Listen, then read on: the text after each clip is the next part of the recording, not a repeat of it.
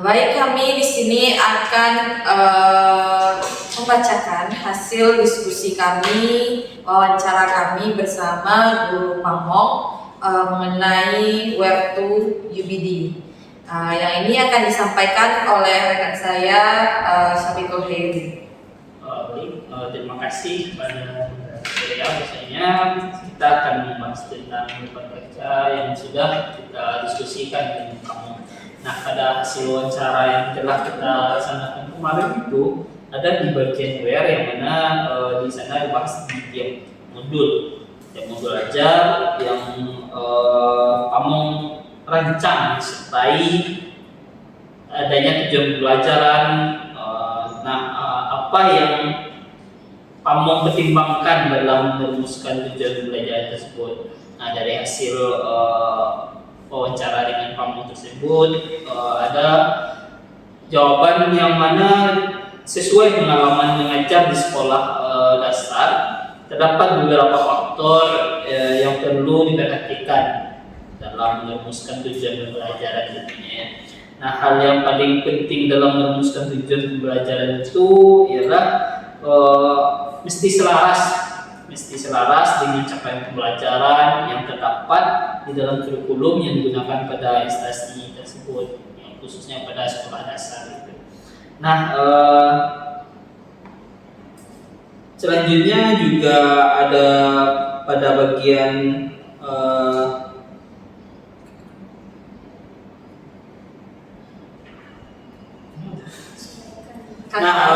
kedua harus menyesuaikan dengan karakteristik peserta didik dengan mempertimbangkan adanya gaya belajar, latar belakang peserta didik. Selanjutnya juga tujuan pembelajaran tersebut bisa menjadikan proses belajar yang relevan serta menarik bagi peserta didik. Selanjutnya juga guru juga harus mempertimbangkan adanya penggunaan KO atau kata kerja operasional. Nah, yang lebih spesifik dan dapat diukur hal tersebut dapat membantu guru dalam menilai pencapaian tujuan pembelajaran secara objektif. Nah, selanjutnya juga hal terakhir yang perlu dipertimbangkan ialah bagian tujuan pembelajaran, sehingga tujuan pembelajaran tersebut mesti jelas, rinci, secara terukur, dan tentunya realistis. Selanjutnya juga tujuan tersebut dapat dicapai oleh peserta didik. Guru juga harus memikirkan apakah tujuan pembelajaran dibuat sesuai dengan kebutuhan dan dengan peserta didik. Nah, dengan adanya tujuan pembelajaran yang memperhatikan gaya belajar peserta didik tersebut, tentunya proses pembelajaran di kelas akan terasa menyenangkan bagi guru dan peserta didik. Nah, itu sebagian bagian where yang telah kami wawancara dengan Pak Mong di sekolah. Baik, terima kasih. Untuk selanjutnya akan disampaikan oleh Kak Tiara. Baiklah, untuk bagian Put the Students ada pertanyaan bagaimana caranya guru melibatkan peserta didik dalam ide-ide besar dan mengembangkan minat dan keinginan serta mengatasi hambatan yang ditemui selama proses pembelajaran. Adapun hasilnya yaitu yang berdasarkan pernyataan dia, pertama dia melakukan pembelajaran yang mendorong rasa ingin tahu serta menimbulkan minat dari peserta didik itu sendiri. Kemudian juga memberikan pertanyaan pemantik yang menghubungkan materi pembelajaran dengan konteks kehidupan nyatanya. Kemudian adapun guru tersebut menggunakan media pembelajaran yang menarik seperti game edukatif atau menciptakan suasana belajar yang menyenangkan. Meskipun pembelajaran itu berpusat pada peserta didik, guru tersebut tetap memberikan arahan bagi mereka untuk berkreasi dan mengeksplorasi ide-ide peserta didik tersebut. Untuk melibatkan peserta didik dalam proses pembelajaran, kemudian dia menetapkan model pembelajarannya itu project based learning, sekaligus sebagai sarana untuk mengevaluasi secara lebih mendalam menggunakan metode diskusi dan debat yang memungkinkan peserta didik untuk berpartisipasi aktif serta membahas konteks secara menyeluruh. Melalui metode ini dapat juga mengembangkan keterampilan berpikir kritis peserta didik. Kemudian untuk menghadapi hambatan atau tantangan, dia mengatakan bahwa berusaha untuk menciptakan ruang untuk eksperimen, di mana peserta didik diberi kesempatan untuk mencoba hal-hal baru. Dan yang terpenting tidak memandang kesalahan yang dilakukan oleh peserta didik. Kemudian hal yang dilakukan oleh beliau juga mencari solusi berupa bagaimana caranya mendorong peserta didik untuk bisa memberikan tanggapannya. Kemudian juga beliau juga melakukan umpan balik yang konstruktif agar peserta didik semakin percaya diri. Dan yang terakhir, untuk meningkatkan keterampilan pengambilan keputusan peserta didik menggunakan studi kasus sebagai metode pengambilan keputusan, dan kemudian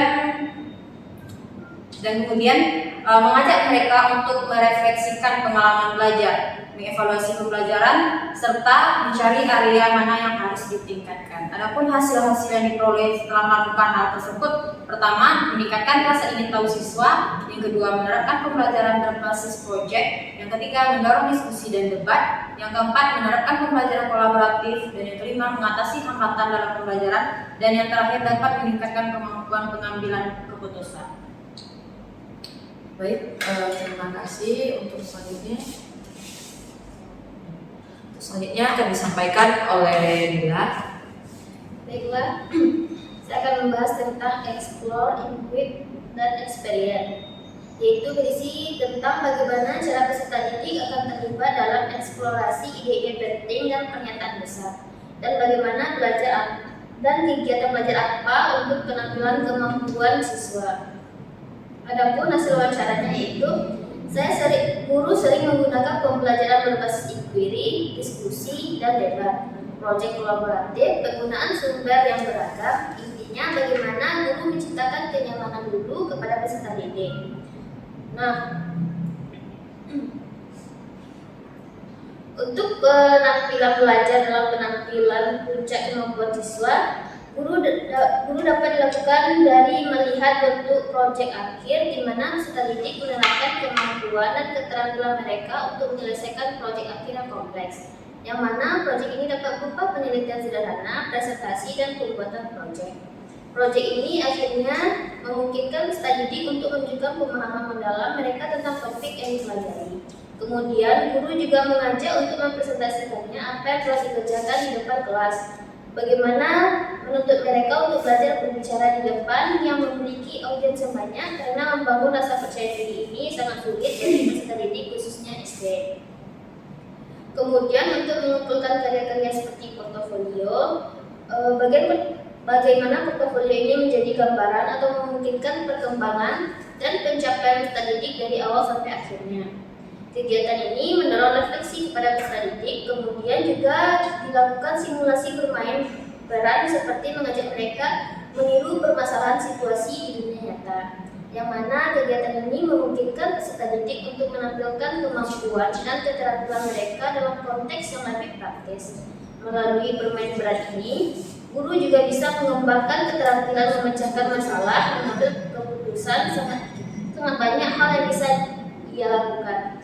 Yang penting terutama sekali itu bagaimana kita menjalin kedekatan dengan peserta didik, karena jika sudah dekat dengan mereka, dan mereka akan terbuka dan berani menyampaikan apa yang ingin mereka sampaikan. Baik, terima kasih. Untuk selanjutnya akan disampaikan oleh Ulfa.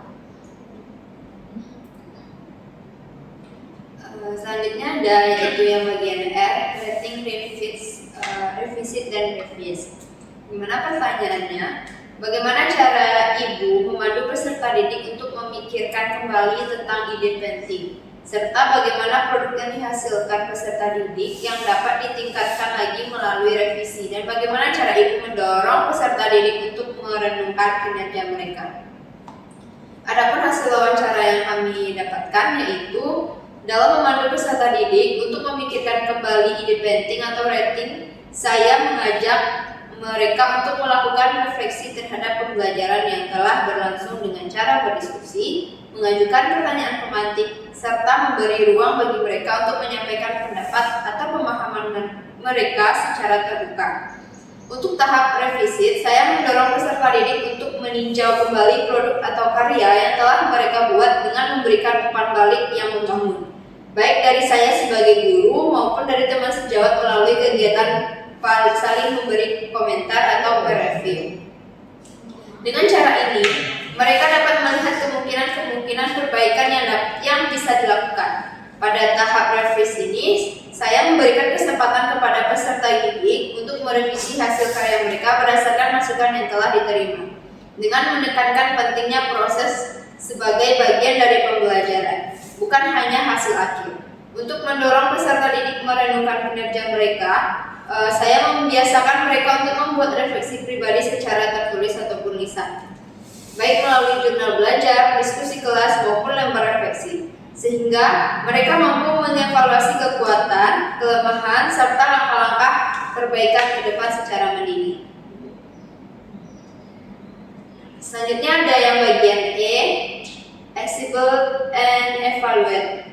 Pertanyaannya, bagaimana cara mendidik peserta didik dalam penilaian diri, evaluasi diri, dan bagaimana peserta didik itu agar terlibat dalam evaluasi diri untuk menetapkan tujuan masa depannya. Dengan cara apa peserta didik dibantu untuk melihat dari apa yang mereka telah pelajari sebagai penyempurnaannya. Hasil wawancara yang kami temui, cara mendidik peserta didik dalam penilaian diri yaitu yang pertama, perlu mengetahui gaya belajar mereka terlebih dahulu.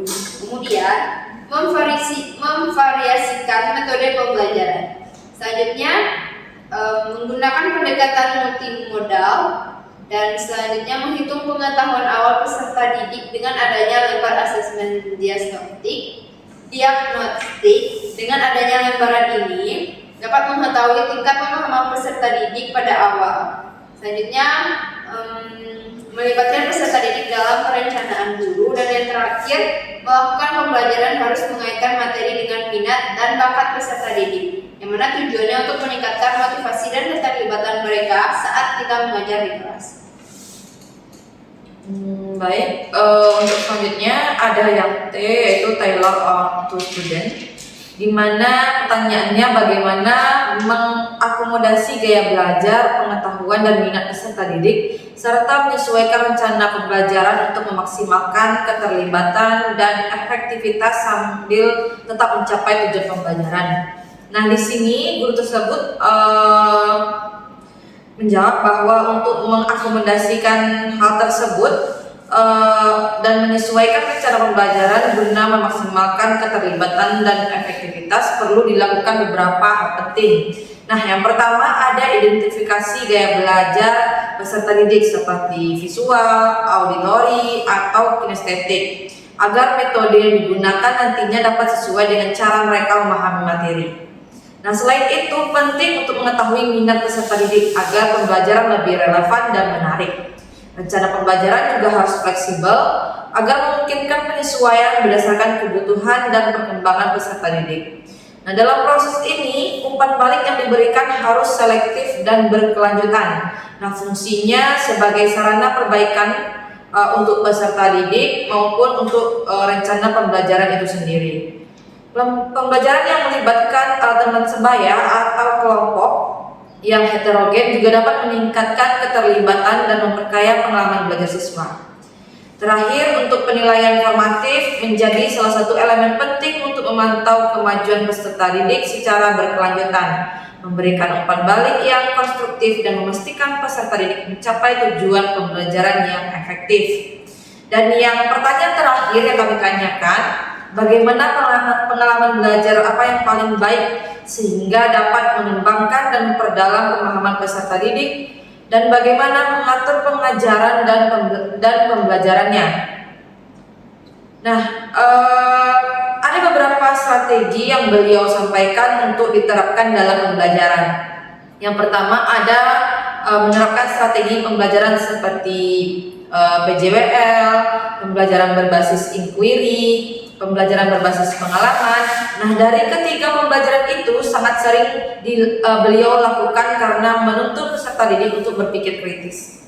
Dan yang kedua, yang kita harus menyesuaikan materi atau metode pembelajaran yang sesuai dengan peserta didik kita. Bagaimana penggunaan teknologi untuk memperkaya pengalaman belajar seperti video interaktif, simulasi, atau platform pembelajaran yang secara daring.